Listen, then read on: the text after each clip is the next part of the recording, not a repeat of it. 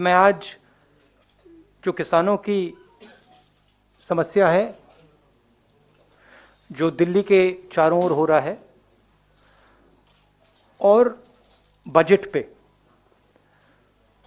थोड़े पॉइंट्स रखना चाहता हूं। सबसे पहला सवाल, सरकार किलाबंदी क्यों कर रही है? क्या ये किसानों से डरते हैं? क्या किसान दुश्मन है? मैंने कहा है कि किसान हिंदुस्तान की स्ट्रेंथ है, शक्ति है,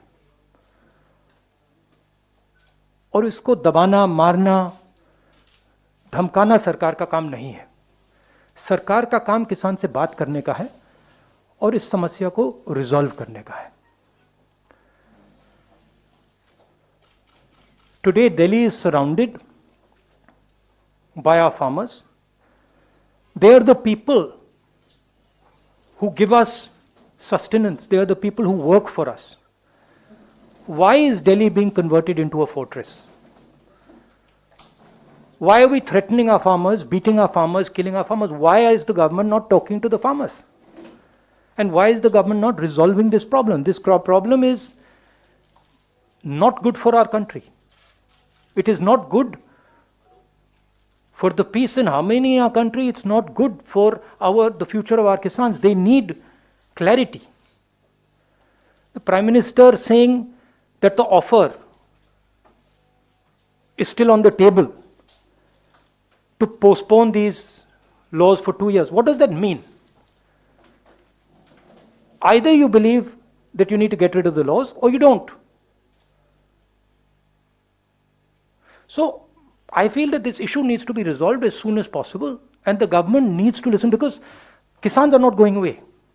मैं किसानों को बहुत अच्छी तरह जानता हूं, ये नहीं जाएंगे, पीछे नहीं हटेंगे। अंत में सरकार को ही हटना पड़ेगा। फायदा है सबका कि आज हट जाए। तो ये किसानों पे मेरी एक्सपेक्टेशन थी बजट के बारे में कि सरकार हिंदुस्तान के 99% लोगों को सपोर्ट देगी। यह बजट 1% आबादी का बजट है। जो हमारे स्मॉल एंड मीडियम इंडस्ट्री के लोग हैं, जो हमारे वर्कर्स हैं, किसान हैं, जो हमारी फोर्सेस हैं, उन सब से आपने पैसा छीन कर लेकर उन्हीं 5, 10, 15 लोगों के पॉकेट में डाल दिया है। आप प्राइवेटाइजेशन की बात कर रहे हैं, वो भी फायदा उनको मिलेगा। और हिंदुस्तान को किस चीज की जरूरत थी? हिंदुस्तान को अपनी जनता के हाथ में पैसे डालने की जरूरत है। क्यों? क्योंकि अगर हम अपनी अर्थव्यवस्था को चालू करना चाहते हैं तो वो कंजम्पशन से ही होगी, वो सप्लाई साइड से नहीं हो सकती है। तो अगर सरकार ने न्याय योजना जैसा काम किया होता, अगर स्मॉल मीडियम इंडस्ट्रीज को पैसा दिया होता, उनको प्रोटेक्ट किया होता, इकोनॉमी चालू हो सकती थी। सप्लाई साइड में पैसा देने से इकोनॉमी चालू नहीं होगी।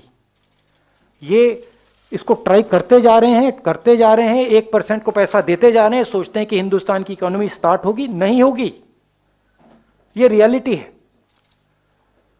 और सबसे जरूरी बात, मेरे लिए सबसे जरूरी बात, चाइना हिंदुस्तान के अंदर आता है, हजारों किलोमीटर हमारी जमीन ले जाता है, और आप चाइना को बजट में क्या मैसेज देते हो कि हमारा डिफेंस एक्सपेंडिचर हम नहीं बढ़ाएंगे। 3-4 हजार करोड़ रुपए आपने बढ़ाया। चाइना को आपने क्या मैसेज दिया कि आप अंदर आ सकते हो, आपको जो करना है करो, हम अपनी सेना को नहीं सपोर्ट करेंगे। जो हमारे जवान लद्दाख में हैं, जो हमारे एयरफोर्स के पायलट्स हैं, उनको आज क्या लग रहा होगा कि हमारे सामने इतनी बड़ी कठिनाई है और हमारी सरकार फोर्सेस को पैसा नहीं दे रही है, और जो हमारा है फोर्सेस का है वो उन्हीं 5-10 लोगों को पैसा दिया जा रहा है। इससे देश को फायदा नहीं होने वाला है। मैं दोहरा रहा हूं, इससे देश को फायदा नहीं हो रहा है। इस समय फोर्सेस की कमिटमेंट 100% है, सरकार की कमिटमेंट 110% होनी चाहिए। मतलब जो भी हमारी सेना को चाहिए, जो भी हमारी एयरफोर्स को चाहिए, जो भी हमारी नेवी को चाहिए, सरकार को देना चाहिए। ये कौन सी देशभक्ति है कि सर्दी में लद्दाख में हमारी सेना खड़ी है और आप उनको पैसा नहीं दे रहे हो? ये कौन सा नेशनलिज्म है?